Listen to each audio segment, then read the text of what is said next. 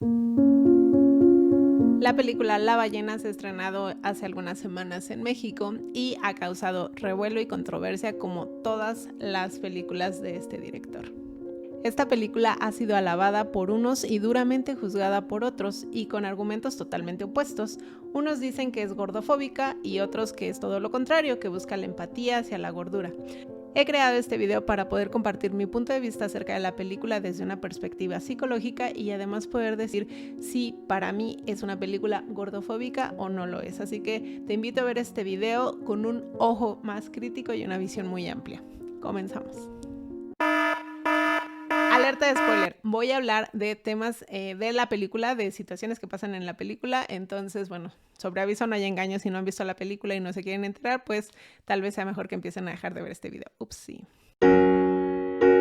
La ballena es un drama psicológico que hace contacto directo con tus propias creencias y emociones, algo que es muy típico de este director. Si ya han visto otras películas de este director, van a darse cuenta que es así como él hace sus películas. Si vieron Requiem por un sueño o El cisne negro, sabrán a lo que me refiero. No es un director que procure ocultar las cosas o las emociones, en realidad las vuelve muy evidentes y trastoca mucho al espectador. Eso es algo característico de este director.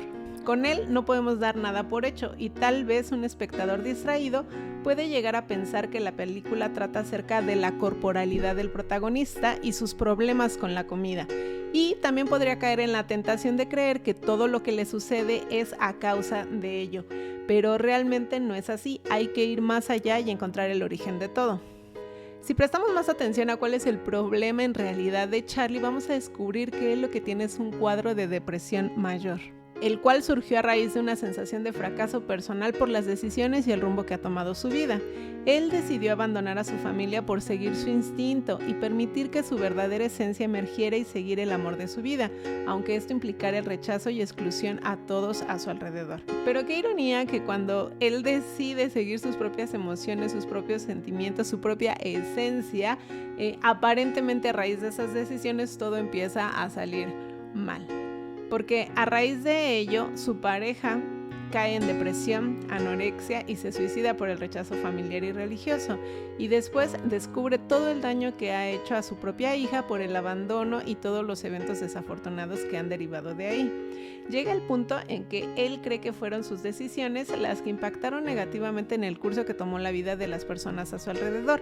Esto le genera mucha culpa y se siente responsable por la muerte de su pareja, por la decadencia de su exesposa, la frustración de su cuidadora y la falta de interés en la vida de su hija. Algunos de los síntomas que podemos observar de depresión en Charlie son los siguientes: estado de ánimo deprimido, anedonia, insomnio, incremento en el apetito o hiperexia, fatiga, enlentecimiento psicomotor, autoestima baja y culpa. Ojo, la sobrealimentación de Charlie no es la causa de lo que le está sucediendo, en realidad es una consecuencia de esa depresión. Entonces tenemos que tener mucho cuidado en cómo interpretamos los episodios de comer compulsivamente, eso por un lado. Y también cuando hablamos de esta parte de falta de energía, de fatiga, también podemos observarlo en cómo le cuesta trabajo levantarse. No todo está asociado solamente a su peso, tenemos que ver todo de una manera mucho más integral. Esta sensación de vacío existencial pudo encontrar refugio en la sobrealimentación, lo cual, aunado al tipo de alimentación que tenía Charlie, derivó en un incremento importante en su peso y tamaño corporal, que intensificó su baja autoestima, su sensación de fracaso personal y su desesperanza. Es hasta que Charlie ve de cerca la muerte que trata de asegurarse de que al menos ha hecho algo bueno en su vida, por la cual haya valido la pena vivir, y se pone en contacto con su hija, proponiéndose por todos los medios hacerle ver a ella lo increíble que es, que sea capaz de redescubrir en ella su potencial a pesar de su pasado y de su situación actual, incluso cuando su propia madre no puede ver en ella más que maldad. Pero mientras trata de ayudar a su hija, él es incapaz de ayudarse a sí mismo. Considero que es un muy buen drama psicológico si te gustan este tipo de películas, ¿no? Que tocan mucho la emocionalidad, donde tienes que entender un poco más la personalidad del personaje, ¿no? Del protagonista y también de todas las personas a su alrededor. Creo que es una muy buena película para hacerlo. Está bien construida, cada personaje tiene sus particularidades. no todos son buenos ni malos, que eso es algo importante cuando tratan de reflejar la realidad, ¿no? Las personas no somos así, las personas no somos blanco o negro, somos pues entre una tonalidad ahí medio gris, ¿no? Porque va a haber momentos importantes positivos de los personajes y momentos en los que no van a sacar incluso a relucir la parte más oculta de las personas, pero si eres una persona muy sensible y no te gustan este tipo de películas, pues tal vez no sería una película recomendable para ti. Igual si sufres de algún trastorno en la alimentación, también creo que podría tocar fibras muy sensibles y a lo mejor pues no es el mejor momento para que veas una película de este tipo. Y es que hay que considerar que este director es experto en romper la barrera de la pantalla con los espectadores, ¿no? Siempre juega con algunos elementos importantes que pueden hacerte sentir a ti cosas distintas, ¿no? Por ejemplo, si vemos el formato de la película, es bastante más cuadrado que otras películas y eso hace que tengas la sensación de claustrofobia. Por eso a lo mejor algunos de ustedes pudieron salir con esa sensación de estar encerrados, pero es porque la misma película te hace sentir como muy cuadrada, ¿no? Así.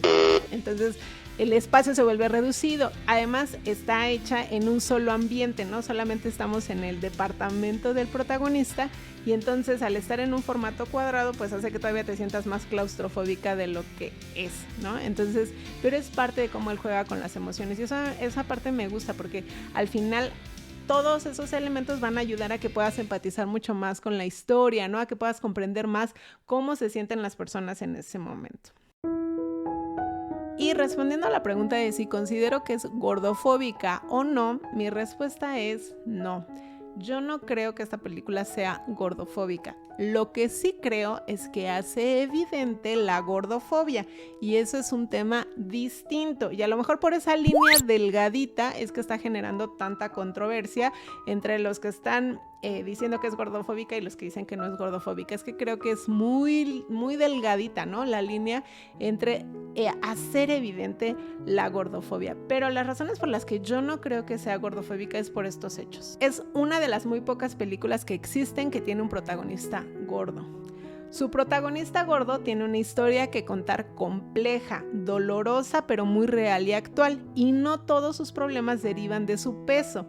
La mayoría de las veces encontramos que la representación de las personas gordas en el cine caen en estereotipos que refuerzan el estigma del peso, y a mí me parece que en este caso no aplica. No cae en ridiculización de la corporalidad, se trata de mostrar lo más real posible la situación y creo que visibilizar los cuerpos gordos es necesario en el cine de forma tal que las personas se acostumbren a ellos. Estamos plagados de películas donde solo vemos protagonistas delgados que refuerzan el estigma del peso. Ya hay mucho de eso en el cine, no necesitamos más de eso.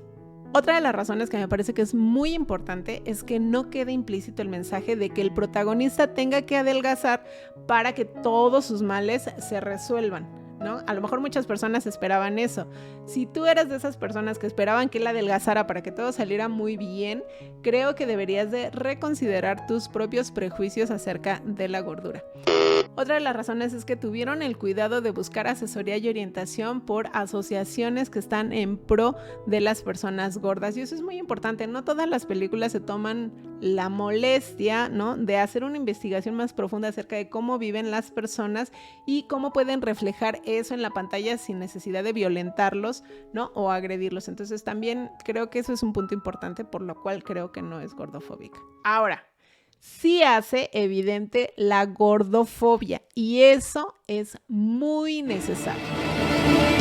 Mucho con lo que se lucha a partir del activismo antigordofobia es justamente que no es evidente al público en general. Muchas personas creen que la gordofobia no existe y también no nada más la nulifican, sino que además minimizan el impacto negativo que tienen las personas.